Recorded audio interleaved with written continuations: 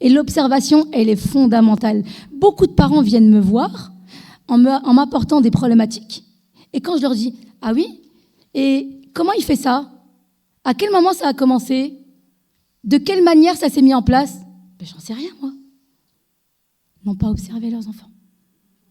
On n'observe pas suffisamment nos enfants. Et quand on les observe, on va le voir tout à l'heure, on l'observe avec notre regard et notre perception biaisée de parents qui sait.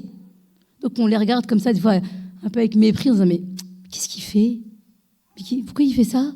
Pourquoi il agit de cette manière-là » On ne s'est pas débarrassé de notre ego pour se poser comme ça, en disant « Il est en train de se passer quoi là ?» On va y venir tout à l'heure.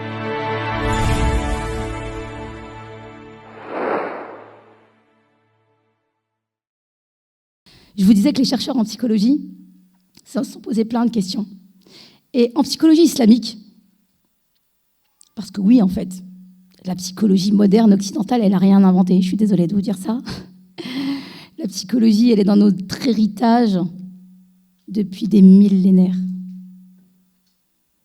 Et le Coran et la Sunna sont des puissantes ressources en termes de psychologie. C'est très important. Donc, c'est pas...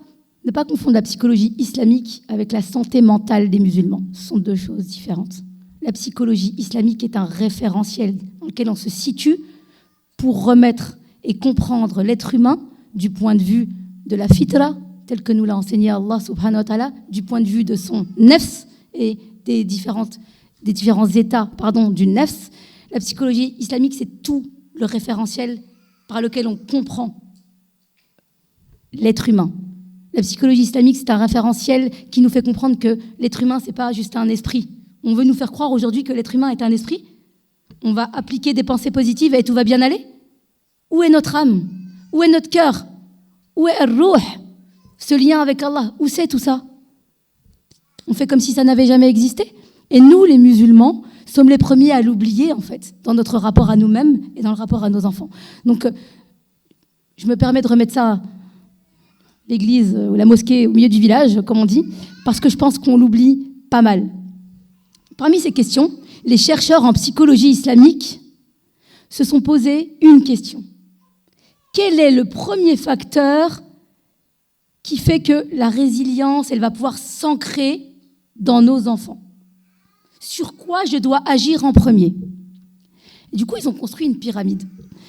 Donc, parmi ces chercheurs, je vais vous citer une étude qui a été réalisée, une merveilleuse étude, vraiment une étude passionnante, qui a été réalisée par Najwa Awad, par Ania, d'accord, à pas confondre, et Sarah Sultan, qui ont décidé de mettre en place un modèle de construction de la résilience islamique.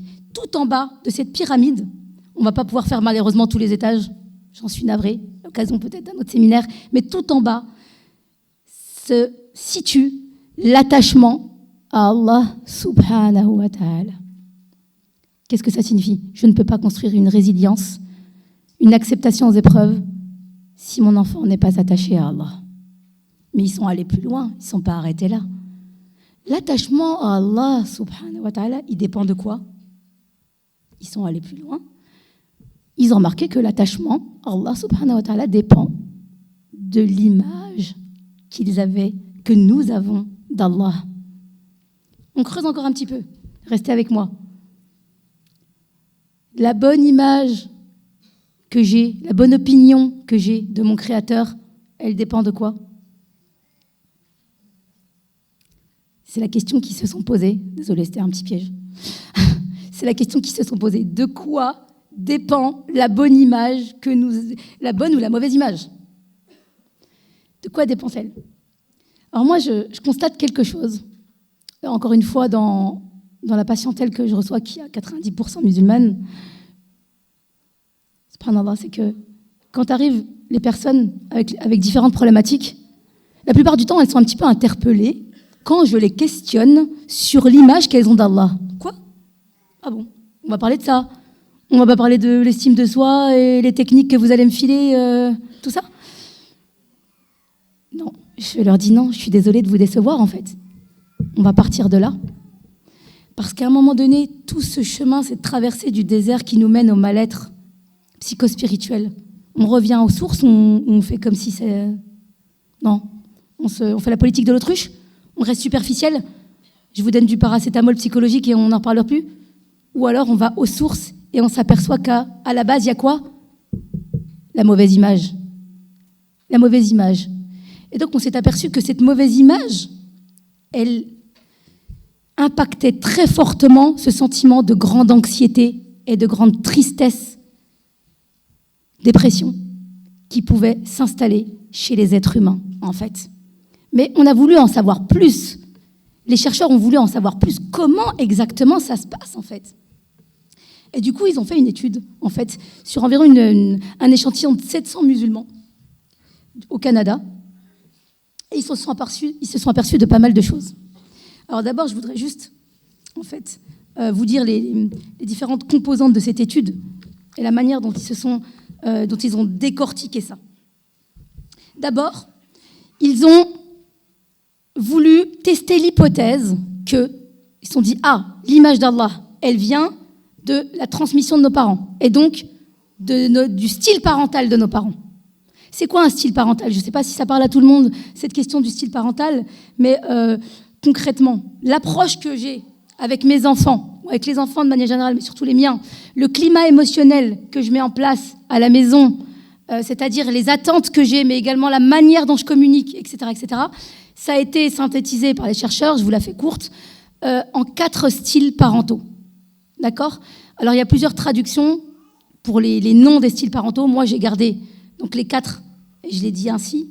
Donc, il y a le style permissif, le style négligent, le style autoritaire et le style autoritariste. En français, on parle de démocratique pour être autoritaire et d'autoritariste. Mais comme j'ai un petit souci avec la démocratie, j'ai préféré garder le terme d'autoritaire et le bien nuancer avec autoritariste, qui, comme vous le constatez, parce qu'il y a le « iste », on est déjà dans une forme d'extrémisme. Donc, du coup, 4 styles parentaux. Ces 4 styles parentaux, ils ont voulu, du coup, tester à quel point ça influe l'image de Dieu qu'ont les enfants. Et pour ça, en fait, ils ont utilisé ce qu'on appelle des variables, des choses qui ont été questionnées dans l'étude. Qu'est-ce qu'ils ont questionné dans l'étude? Ils ont questionné l'image d'Allah.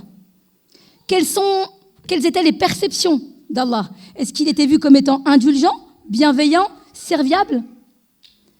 Ou est-ce qu'il était vu comme un flic? Excusez-moi le terme. Quelqu'un qui punit, quelqu'un qui vous attend au tournant pour faire abattre sur vous le châtiment éternel. Ils ont voulu tester cette première des choses. Et toute la composante de Allah comme étant indulgent, bienveillant, serviable et semblable, ils l'ont résumé à travers cette capacité à voir Allah comme un wali. J'aime bien la traduction d'un wali, je ne suis pas du tout spécialiste ou linguiste, mais le wali comme le gardien aimant. Il y a cette notion de proximité, il y a cette notion de réceptivité, de protection, il y a cette notion d'amour, surtout en fait. Donc ils ont voulu tester ça. Comment ils ont testé la parentalité autoritariste à travers toutes les dimensions, mais particulièrement la communication verbale, donc l'hostilité ou non, ou plutôt la chaleur, les châtiments corporels, les stratégies punitives et toute la manière de réagir, en fait, gronder, critiquer, rabaisser, dévaloriser. Ils ont ensuite voulu tester ce qu'on appelle donc la parentalité autoritaire. Et donc, autoritaire n'est pas autoritariste. Autoritaire, c'est fermeté, limite, chaleur, raisonnement, communication bienveillante et bidirectionnelle. Ils ont voulu tester le conditionnement parental de l'image de Dieu, c'est-à-dire la fréquence à laquelle les parents invoquent l'amour ou la colère d'Allah pour motiver leurs enfants. Ils ont voulu tester le doute religieux, la fréquence, la gravité et la détresse que les doutes religieux causent à une personne. Ils ont voulu tester la réticence à la soumission, le niveau de frustration qui est lié à l'incompréhension de la sagesse d'Allah et à l'expérience d'événements et aux prières qui ne sont pas exaucées. Parce que c'est ça qu'on constate. En fait, nous, on arrive un petit peu à l'âge adulte avec un constat a posteriori de ces adultes qui viennent me voir, par exemple, en disant « Mais Allah, il ne va jamais répondre à mes doigts. Je ne mérite pas qu'Allah réponde à mes doigts parce que je suis une mauvaise personne. Allah ne va pas me considérer parce que je fais plein de péchés. Et du coup, ce côté-là, cette relation que j'ai avec Allah, m'entraîne vers la réticence à la soumission. Comment est-ce que je peux me soumettre à un créateur que je vois comme cela? Mais avant d'aller plus loin, je vais vous faire part des résultats, évidemment, je ne vais pas vous laisser mariner. Les résultats de cette étude sont extrêmement intéressants pour nous croyants, pour nous parents, pour nous éducateurs, pour nous transmetteurs, pour nous tous, pour toute l'humanité en fait. Les résultats sont les suivants. Premièrement, l'âge est corrélé à une image de Dieu plus que bienveillante. C'est-à-dire que l'enfant, plus il est jeune, plus il va avoir une image bienveillante d'Allah. Et ça ne nous étonne pas. Pourquoi? Parce que ça nous rattache à l'idée de la fitra, n'est-ce pas? Ça veut dire que c'était là, et nous, on l'a détruit. On peut le détruire, en fait. Donc, on a remarqué que l'image d'Allah, elle pouvait se détériorer avec le temps. On a remarqué quoi? Que, bon, juste pour être clair, il n'y a pas de différence entre les ethnies. En tout cas, pas dans cette étude-là. C'est une étude, Inch'Allah, que l'on souhaite réitérer sur le sol français, qu'Allah nous facilite. Mais en tout cas, telle qu'elle a été menée au Canada, elle a montré qu'il n'y avait pas de différence entre les ethnies, en fait. Qu'est-ce qu'elle a montré, cette étude? Elle a montré que les hypothèses ont toutes été confirmées. Plus le style parental est autoritaire, je dis bien autoritaire, plus l'image d'Allah est bienveillante, chaleureuse. Et inversement, plus le style est autoritariste, moins l'image d'Allah est chaleureuse et bienveillante. Et comme il est vu, comme je vous le disais tout à l'heure, comme un flic, comme quelqu'un qui contrôle. Donc je dois me concentrer sur ce que j'ai fait, ce que j'ai pas fait. Il y a des personnes qui viennent me voir en me disant « Mais je fais pas assez d'actes rituels, j'ai pas fait assez de prières, j'ai pas lu assez de Coran, j'ai pas fait ceci, j'ai pas fait cela. » Moi, je les arrête et je leur dis « Mais quelle est la qualité de votre relation à Allah? Comment se passe Qu'est-ce qui se passe quand vous êtes en train de vivre une épreuve? Qu'est-ce qui se passe dans votre intériorité quand vous devez vous repentir? C'est à quel moment que vous vous dirigez vers l'espoir? C'est à quel moment que vous allez plutôt tomber dans le désespoir? C'est ça qui m'intéresse. C'est ça qui est intéressant. Donc pour revenir à l'étude, on a constaté ça, première chose. Et deuxième chose, on a constaté du coup que plus mes parents ont un style autoritaire, plus l'image que j'ai d'Allah, elle est mauvaise, et plus je vais avoir de chances de développer une réticence à la soumission et des doutes religieux. Alors, je ne voudrais pas vous alarmer, mais en même temps, on est là pour être un petit peu réaliste aussi, d'accord? Pas se mentir, et puis être dans le déni. On est en 2024, et en tant que responsable de la... Enfin, lapsus, subhanallah, en tant que professionnel de la santé mentale, on a une responsabilité qui est énorme. C'est une amana qui nous est confiée. Et je considère cette transmission comme étant une amana, en fait, et j'espère qu'Allah fasse en sorte que je vous la confie de la meilleure des manières, parce qu'elle nous appartient à tous, cette amana. Aujourd'hui, en 2024, il faut savoir que les TOC, ce qu'on appelle les TOC, donc les troubles obsessionnels compulsifs, où les sentiments d'anxiété par rapport aux religieux ont explosé. D'accord? Ces troubles-là ont explosé. C'est-à-dire qu'on est dans une forme de doute énorme, que ce soit les doutes par rapport à la croyance, ou que ce soit les doutes par rapport aux actes d'adoration, comme la prière, comme les ablutions, etc., etc., etc. Ça ne dit pas rien de nous. Sachons comprendre ce qui se passe pour nos frères et nos sœurs, pour pouvoir aussi mieux les accompagner. Parce que, oui, il y a les accompagnements des professionnels de la santé mentale, mais la vérité, c'est que la responsabilité, comme je viens de dire, elle nous appartient tous.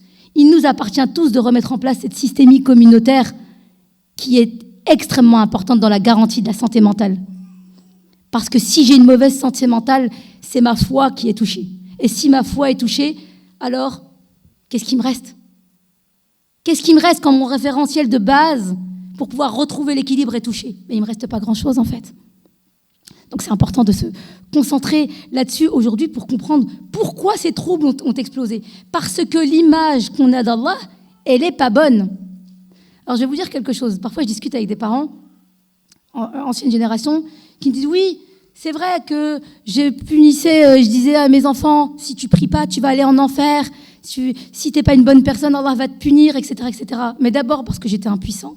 Et on le sait que nos parents ont fait ce qu'ils pouvaient, avec ce qu'ils avaient. Qu'Allah leur fasse miséricorde. On le sait, ça.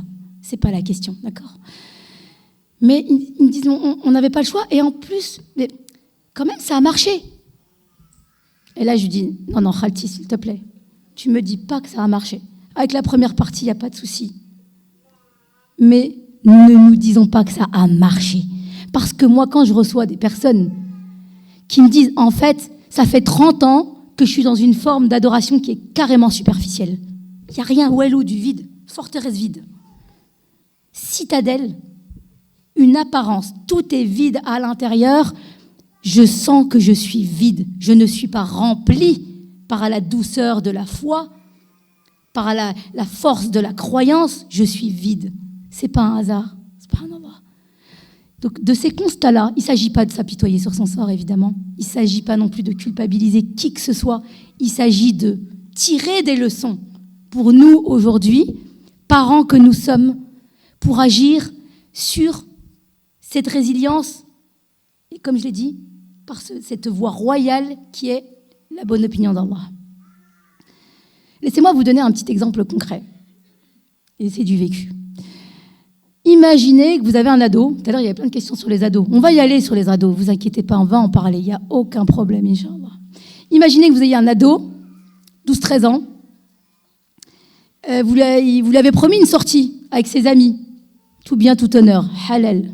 OK ? Tout va bien.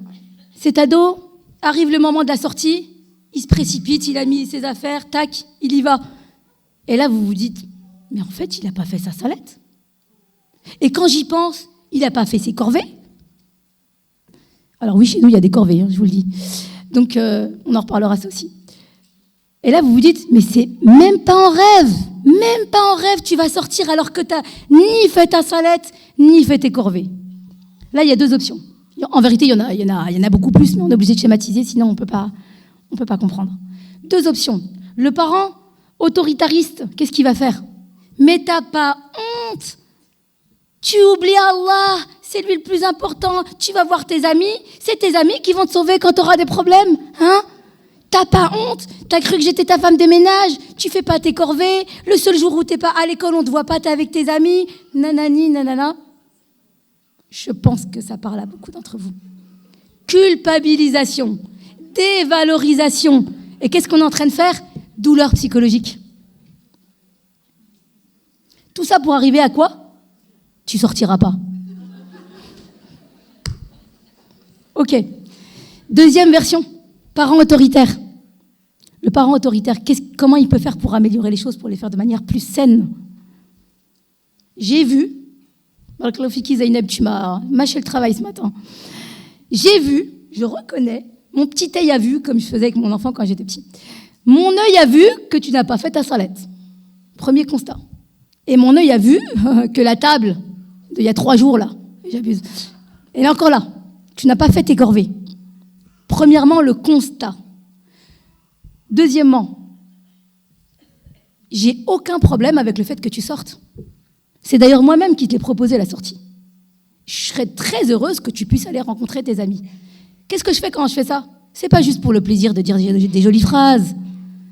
Je suis en train de faire quoi quand je fais ça? Je suis en train de dire à mon enfant, ton épanouissement, il compte pour moi. Mais attends la suite. Je serais très heureuse que tu y ailles, vraiment. Ça me fait plaisir quand tu sors avec tes amis, Allahumma barik et tout. Après, tu reviens, t'es détendu. Pas de souci. Mais, qu'en est-il de ta salette? Qu'en est-il de tes corvées? On fait comment? Option 1, l'enfant, il est très raisonnable. Et là, il va répondre, il va tenter de réparer, de se dépatouiller parce qu'il a compris que là, la sortie, elle était en train de s'évaporer. Ou alors, il n'a pas compris et là, je dois lui remettre les limites en place. Je suis navrée de te dire que cette sortie ne pourra se réaliser que lorsque tu auras pris conscience de l'importance de ça. Est-ce que tu veux qu'on discute de l'importance de ça? Tu es pressé, tu as peur que le temps file? Et tu te dis, mais non, c'est déjà le maghreb, si je perds du temps, je prends 5 minutes pour saler, après tu vas me dire, tu rentres à telle heure et moi j'aurais perdu telle heure. Vous savez comme ils sont très bons en mathématiques, machallah, nos adolescents. ou toutes sortes de calculs qu'il fait dans sa tête. Là, c'est le moment de discuter avec lui. C'est pas le moment de lui faire honte. C'est pas le moment de le casser, ou de la casser. Quand je dis le, c'est l'adolescent de manière générale, avec un grand A. C'est pas le moment de faire ça. C'est pas le moment de lui infliger quelque chose, tout ça pour montrer que c'est moi le patron. Comment oses-tu? À ce moment-là, qu'est-ce qui se passe quand je suis dans le comment oses-tu rater ta salette? Je suis en train de prendre en otage l'autonomie spirituelle de mon enfant. Je suis en train de la prendre en otage. Je suis en train de lui faire comprendre qu'il est en train de prier pour moi, là, pour me faire plaisir. Je n'ai pas à prendre en otage la relation à Allah de qui que ce soit. La mienne, elle me regarde. Celle des autres, non. Donc je ne transmets pas à mon enfant l'idée que comment ça tu fais pas ta salette, tu me dois des comptes. Ça, c'est hyper important. Quand je dis aussi comment oses-tu, mais c'est vraiment la honte, t'es vraiment irresponsable. Bon, vous connaissez la douleur et le malheur, excusez-moi le terme, de tu es irresponsable, tu es insupportable, tu es. Vous savez très bien, et moi également, je m'inclus dedans, qu'en faisant de la sorte, nous bloquons le développement identitaire de nos enfants. Ce ne sont plus les comportements qui peuvent être arrangés, c'est une identité qui est en train de se fusionner avec lui. Et c'est très problématique, ça. Parce que si l'enfant se dit que c'est son identité, comment peut-il ensuite la faire évoluer? Comment peut-il être dans jihad et nefs si je lui dis qu'il est mauvais par excellence? Donc, je n'ai pas besoin d'aller dans la douleur psychologique pour mettre des limites, en fait. Quand je m'assois avec mon enfant, à ce moment-là, mais pas trop longtemps quand même, parce que la sortie, voilà. Quand je m'assois avec lui pour lui dire « Mon fils, ma fille, je constate que depuis plusieurs temps, que depuis plusieurs semaines, tu as du mal avec la salette, tu luttes avec la salette. Est-ce que c'est vrai ?» J'attends sa confirmation. Je pose des questions, je ne fais pas des affirmations. « Tu pries jamais, tu crois que je t'ai pas vu? Tous les jours, je t'observe. » Aucune prière. Il n'y a plus rien à dire, en fait. Qu'est-ce que vous voulez qu'ils disent? Comme a dit Zeynep ce matin, qu'est-ce qui va se passer dans ces moments-là? Il peut y avoir le risque d'aller dans le chemin tout tracé par Iblis, le mensonge. Mais non, j'ai prié la Asr hier. Ok, très bien. Il peut y avoir le risque de mentir, de se mentir à soi-même. Donc je prive mon enfant de l'honnêteté dont il doit faire face. Mais l'honnêteté dont il doit faire face, elle est avant tout entre lui et lui-même. Il n'y aura pas d'honnêteté vis-à-vis de vous s'il n'y a pas d'honnêteté vis-à-vis de lui-même. Impossible. Et d'ailleurs, ça s'adresse autant, vous l'avez bien compris, à nos enfants qu'à nous-mêmes. Je fais pause aussi. Je profite de cet exemple pour faire pause et vous interroger et m'interroger en même temps que vous sur la question de qu'est-ce qu'il est en train de se passer à ce moment-là dans ma parentalité et dans la relation avec mon enfant. Est-ce que je suis en train de chercher à transmettre quelque chose? Si oui, comment? J'aimerais bien savoir quelle est la stratégie. Je me pose avec moi-même et je discute avec mon ego. Ou est-ce que justement c'est une question d'ego? Et je veux lui montrer que c'est moi le chef. Ah mais oui, mais si je l'habitue à croire qu'il peut faire n'importe quoi, après ça va être la porte ouverte, toutes les fenêtres en fait. Je dois asseoir mon autorité là. C'est moi le chef. Tu vas où comme ça? Est-ce que c'est ça que vous voulez transmettre? Il y a les parents qui me disent « Non mais en fait vous êtes gentils, mais moi si je ne me comporte pas comme ça, il ne va jamais faire ce que je lui demande. » Ah bon? C'est vous qui lui demandez? Ou c'est Allah qui le lui demande? Parce que moi je crois que c'est Allah qui le lui demande. Donc vous vous rappelez? On redonne à César ou à votre enfant ce qui lui appartient, c'est-à-dire sa responsabilité. Là on parle d'un adolescent. On nous a pondu l'idée d'une majorité à 18 ans. Allah nous dit que la majorité, elle est à la puberté. Il n'y a pas 18 ans. Islamiquement parlant, ça n'existe pas. J'entends encore des parents qui disent à l'enfant « Tu verras, quand tu auras 18 ans, tu pourras faire ci, tu pourras faire ça. » Et moi, je dis à mon enfant « Allah, ça y est, il t'a donné la pleine possibilité de régler tes affaires avec lui. Tu t'en saisis, comme le disait notre sœur ce matin. Le livre dont tu es le héros. Je ne sais pas si vous lisez ça quand vous étiez gamin. J'aimais trop ça, moi.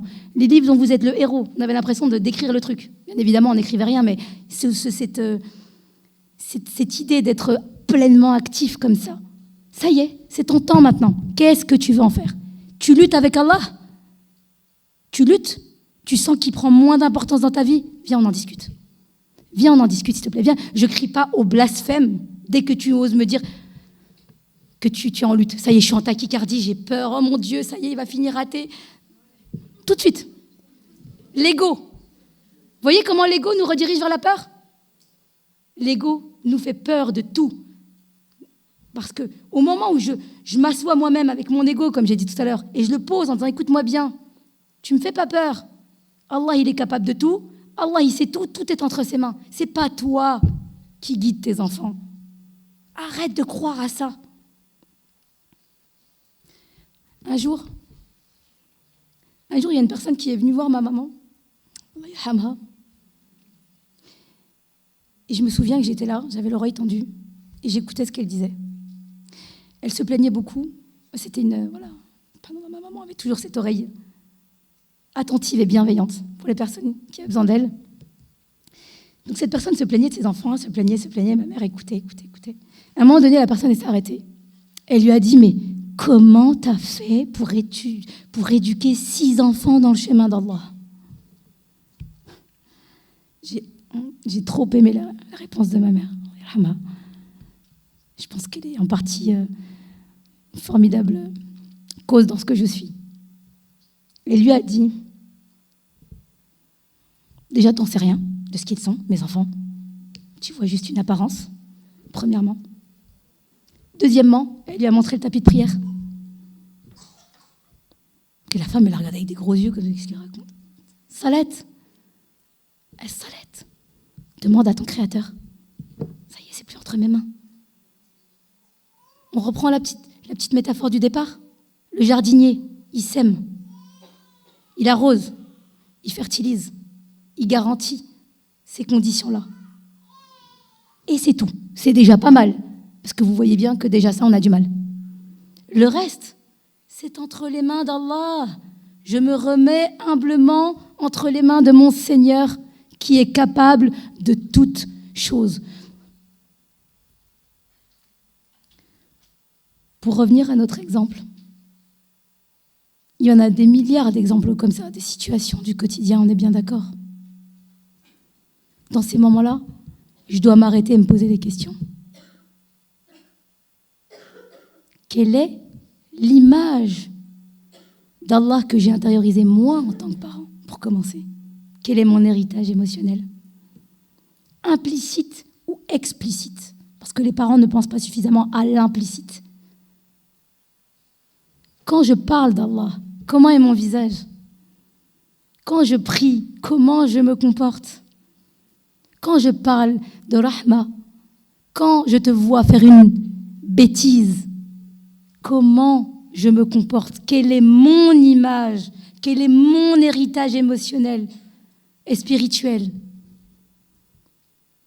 Comment est-ce que je peux transmettre alors que je ne suis pas consciente de ce que je porte?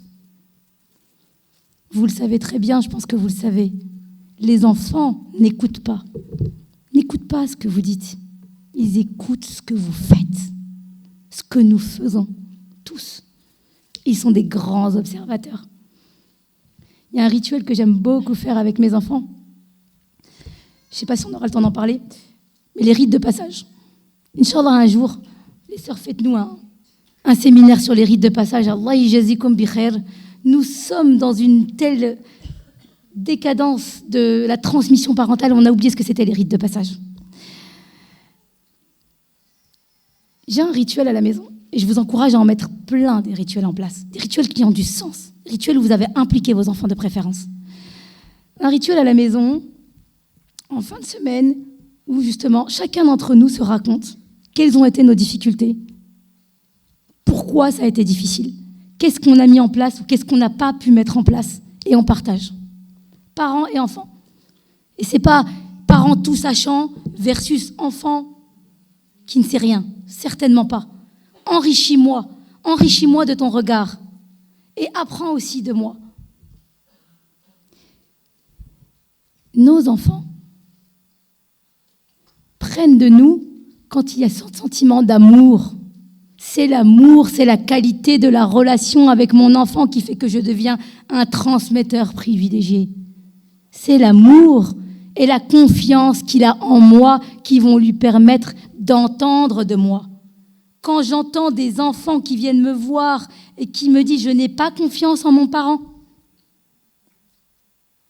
je suis intervenue il y a environ 3 semaines, à l'école de mes enfants sur la question du harcèlement.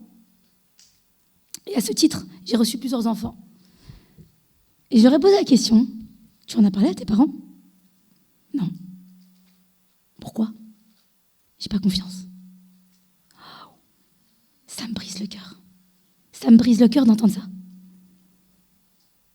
J'ai pas confiance. De la même manière, si l'enfant ne peut pas s'attacher à Allah à travers l'amour et la confiance, comment va-t-il se soumettre? Comment va-t-il être dans la pleine acceptation des épreuves le moment venu? Cet amour est tellement fondamental. Subhanallah. Ibn al-Qayyim al-Jawziyya nous le dit très bien. Il nous le dit. La peur toute seule, elle ne sert à rien. C'est l'amour qui va porter. Et c'est l'espoir qui va guider. Si je démembre tout ça et que je prends que la peur, parce que c'est la facilité de faire peur, n'est-ce pas? Nous pouvons étendre la réflexion à nos sociétés actuelles. Comment est-ce que nous avons réussi à soumettre les peuples? Une peur aveugle. Mais en vérité, est-ce qu'on peut parler de soumission sans amour? Comment était le prophète avec ses compagnons? Il a d'abord ancré l'amour en eux et il était d'une chaleur dans sa manière d'être avec chacune des personnes qu'il rencontrait. Incroyable. Lorsque Fatima, sa fille, radiallahu anha, rentrait dans une pièce, il se levait. Il allait l'embrasser et il l'asseyait à sa place. De ce hadith-là, je pourrais vous en parler des heures. Je trouve ça formidable. Il n'y a pas besoin d'ouvrir un bouquin de psychologie. On parle de ce hadith si vous voulez. Et là, on a toute la composante de l'amour d'un parent pour son enfant. Il se lève. Il se lève. Et nous, on se dit, mais c'est toi qui te lèves en fait. Quand j'entre dans la pièce, tu te lèves. Il embrasse. Là, on dit à nos enfants, bah alors, tu vas pas l'embrasser? C'est quoi ces manières? Et cerise sur le makhloud, il la met à sa place. Mais vous vous rendez compte de la symbolique immense. Elle est incroyable. Ce hadith, il est incroyable, comme beaucoup d'autres que j'aurais pu citer. Mais celui-là, je le trouve particulièrement puissant. Tout l'amour qu'il avait. Quand il prenait Abbas dans ses bras, avec beaucoup de chaleur, et qui faisait des doigts pour lui. Qu'Allah t'accorde une science, qu'Allah t'accorde une grande science, en fait. Waouh! Voilà comment nous devons être avec nos enfants. De l'amour, parce qu'Allah, il nous a posé là, pour eux, parce qu'il sait qu'on le peut, et comme un intermédiaire. Nous sommes que des attachements et des figures d'attachement transitoires. Je tiens à vous le dire, mes sœurs, aujourd'hui. Je sais qu'aujourd'hui, il y a tout un pan de la psychologie et du développement personnel qui revient avec ces théories de l'attachement. Donc, théories de l'attachement qui, je le rappelle, ont été développées par Bowlby et avec l'aide aussi de Mary Ainsworth. Aujourd'hui, on revient à ces théories-là, on a l'impression que c'est un truc de dingue. Bien sûr, c'est important, ok? Bien sûr, ils ont dit des choses intéressantes. Mais on en a fait toute une tonne et on nous dit, s'il n'y a pas un attachement sécure, alors c'est foutu. On a l'impression que c'est ça le message. Hein. Excusez-moi, je caricature un petit peu, mais à peine. Parce que, juste pour rappel, on nous dit que l'enfant, dans sa petite enfance, va développer 3 types d'attachement. Ensuite, il y a un 4e qui a été ajouté par la suite. Mais les 3 types globaux sont l'attachement sécure, l'attachement anxieux et l'attachement évitant. Alors oui, c'est vrai. Bien sûr que l'environnement premier, il est important. Mais on en parle ou pas du fait que les prophètes, la plupart des prophètes n'avaient pas de cellule familiale? Donc ça y est, qu'est-ce qu'on dit? Ah, mais ils n'avaient pas d'attachement sécure. Comment ça se fait? Qu'est-ce qui s'est passé? Mais ils avaient le meilleur des attachements. Allah subhanahu wa ta'ala. C'est notre attachement final. C'est lui vers qui nous devons nous diriger.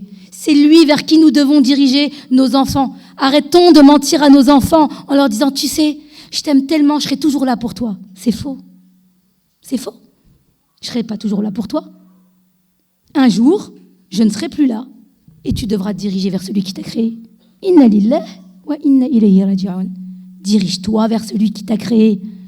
Quand je ne peux pas être là pour te protéger, parce que Allah il m'a mis sur ta route pour prendre soin de toi, dirige-toi vers Allah subhanahu wa ta'ala. Si je ne te donne pas suffisamment d'amour, demande à Allah subhanahu wa ta'ala. C'est à nous de faire cette transition. C'est à nous d'être honnêtes avec eux.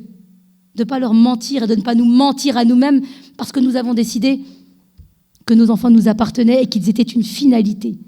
Parce que la parentalité est devenue une autoroute égotique pour s'auto-valoriser. Je suis désolée si mes mots sont un petit peu crus. Je suis désolée si c'est un petit peu violent à entendre. Mais je pense qu'il faut le dire. Je pense que c'est fondamental. Alors, je me suis un peu oubliée sur l'heure. N'hésitez pas, les sœurs, à me dire. Ah, 5 minutes. Ok. Bon, ben là, je ne m'attendais pas à celle-là, par contre. Bon. Il y a énormément de choses que je voulais vous dire. On va résumer, n'est-ce pas? Je voudrais terminer par un message d'espoir.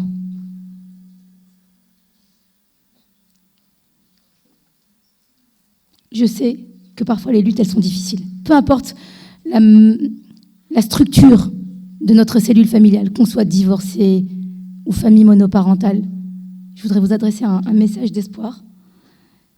Si Allah nous a accordé la bénédiction et le grand dépôt de ses enfants, c'est qu'il sait. C'est qu'il sait que nous pouvons. Et si lui sait, alors il n'y a rien d'autre à rajouter en fait. Si lui sait que nous pouvons, c'est que nous pouvons. Je sais que le chemin est fait d'épreuves. Et je dis souvent aux personnes que j'accompagne, subhanallah, vous voulez une opportunité de jihad al-nafs? Le couple, les enfants.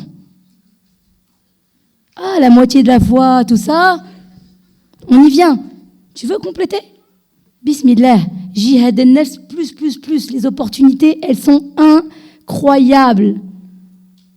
Mon enfant, il m'éduque. Il éduque mon ego. Il me force à tout poser sur la table pour avoir cette opportunité unique que de me remettre en question.